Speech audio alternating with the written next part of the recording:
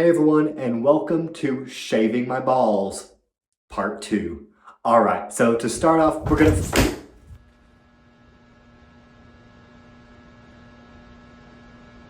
What the... What is this place? Looks like some sort of back room.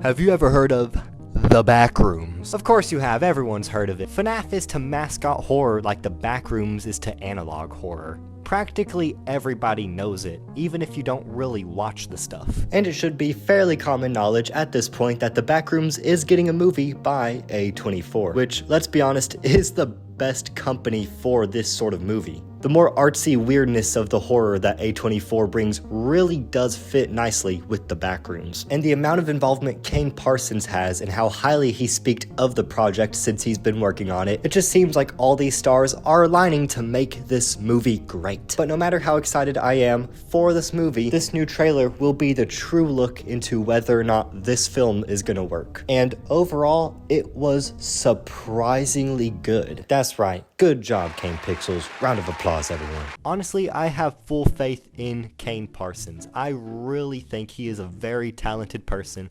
especially for his age. A lot of you may see that he is a 20-year-old directing a movie and think that you're behind in life, but don't worry, he has a cheat code. He's British. Britons get to graduate at 16. Yes, I'm salty about that. Now, I've heard a lot of people wondering which Backrooms levels are going to be featured in this movie. It's not that kind of Backrooms, guys. Keep in mind that this is Kane Pixels' bathroom.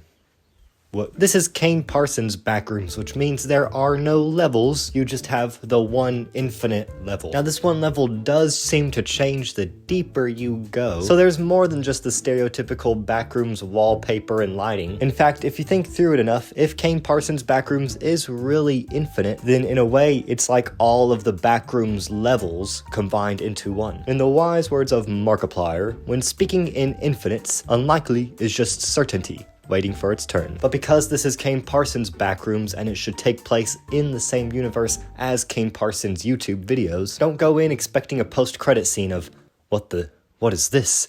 Looks like some sort of Backrooms level 2. Oh, but how could I forget the popular Backrooms level fun? Okay, now I may not be that smart at math, but can somebody please tell me where between the scale of 1 and infinity does the number fun land? Level fun? Level fun? Are we using adjectives to replace numbers now? Does a Backrooms level fun imply that there is a Backrooms level it's alright? I've also seen some discourse around the interwebs about whether or not there should be anomalies in these Backrooms. Little monsters, little creature, mini monster, mini killing machines. I think the main reason people really don't like the concepts of monsters in the Backrooms is because of how it's been used in YouTube slop, not necessarily in Kane Pixels videos. And that's why a lot of people really seem to have a bad taste about this whole anomaly or bacteria idea. People really fail to realize that that is just one of many parts that make the Backrooms scary. And yeah, just because they add a few monsters, that doesn't really mean that they're now the only horror and the only hook to the concept of the Backrooms. Of course, there are going to be entities in this movie. I mean, come on. Why else would they be running away frantically in the trailer? I'm sorry, would you rather like the Backrooms movie to be more like this?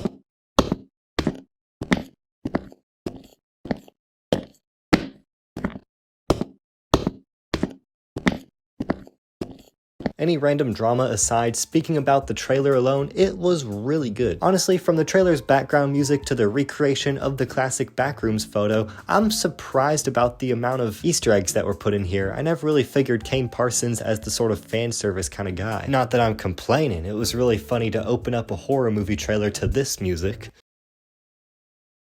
One thing that is really different from what we usually see with the Backrooms is that it seems our protagonist here has managed to find a way to go in and out, back and forth. Which also, by the way, a furniture store, reference to how the original Backrooms photo was at a furniture store. How is he able to go back and forth from the Backrooms to the furniture store? I'm not entirely sure. I have a theory, but it may not align with what we know about the Kane Pixels lore so far because I'm not really as educated in that. But you miss 100% of the shots you don't take, so I'm gonna go ahead and propose the idea that this movie will tell us the origin stories of Async and how they first founded the Backrooms. Like I said, I'm not the most knowledgeable about the Backrooms lore. Maybe we already know how the company was founded, maybe we don't. I'm just saying, just my thought. Speaking of Async, we actually do see a little frame of the good old hazmat suit ones. This time we got a yellow and a green one. I didn't even know they fucking made it in that color. As we see here, the green hazmat suit is giving back shots to the yellow one.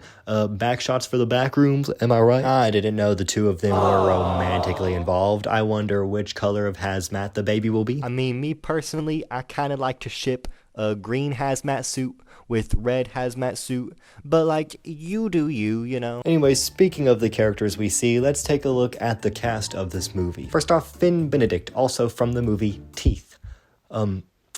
Ooh, that poor man, ouch. Renate Rinsby playing the therapist going into the Backrooms as therapists do. And also there's Chiwetel Ejiofor, the presumed protagonist of the story. But you wanna know who I'm most interested in for this movie? I really hope I don't mispronounce his name. Mark Duplass. Now, Mark Duplass is one of my favorite actors. I love him in Creep. It is just fucking amazing. And so whenever I heard that he was gonna be in this movie, holy shit. You should definitely go watch the Creep movies and the Creep tapes if you are interested at all. They're really good. But that's not all, because I also noticed another name attached to this film. Apparently it's not Kane Parsons writing the script. Written by Will Sudick.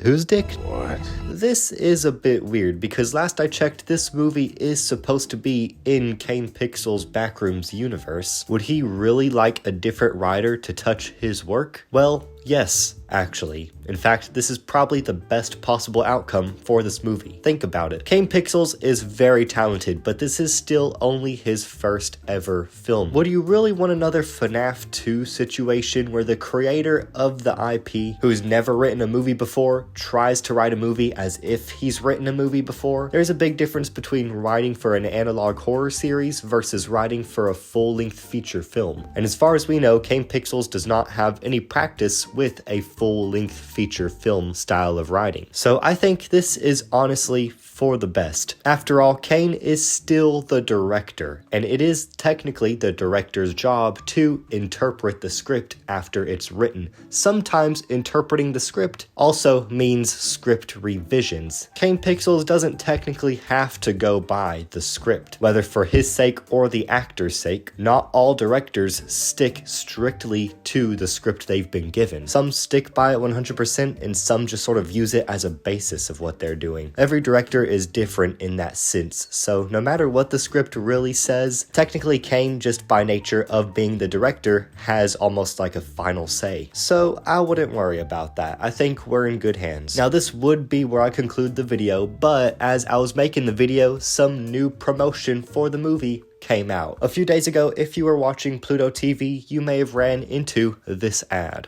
Well, ahoy there, mateys! Now, according to me map, we've landed on the crystal shores of a bountiful land. A land filled with great deals. Need bed bunks for the scallywags' quarters? We've got it all, and at prices so low, you'll think that you're robbing me. Come visit Captain Clark's Ottoman Empire, and the only thing you'll be wanting is more space to keep it all.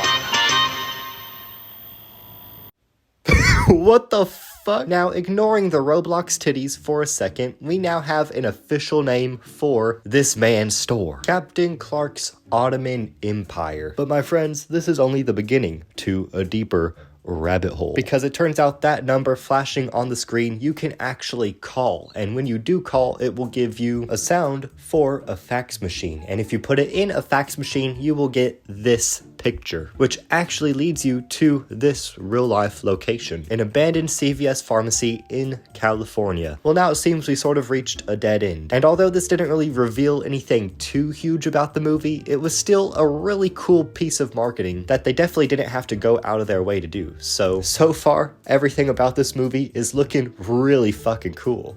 I've really liked the Backrooms. I'm not like a huge fan, but I like the concept. I've been following it. I watch Kane's videos. I watched the game theories back whenever Matt Pat was the host. I was a fan. I don't know absolutely all of the lore and whatnot, but I really like Kane as an artist, and I think the Backrooms series and the way he handles it is one of the best adaptations of the Backrooms, in my opinion. I think the whole concept of levels, personally, I think that sort of grounds the Backrooms in a sort of human and humanity rule set that it otherwise didn't really need. Feels a bit too video gamey, sort of takes away from the horror in my opinion. Instead, I like the way how Kane sort of has, as you go deeper into the Backrooms, it's more than just a sort of fluorescent lighting and wallpaper, and then eventually you can get to these crazy ass but still really creepy places, but it's all still technically just that one level, no matter how deep you go. But what do you guys think? Make sure to let me know in the comments below. If you enjoyed the video, then please make sure to hype it. If you're on your phone, then the hype button is usually just like scroll right on the comment section, and there it is. It's kind of hard to find, but it really helps out small creators such as myself. So I would really appreciate if you hype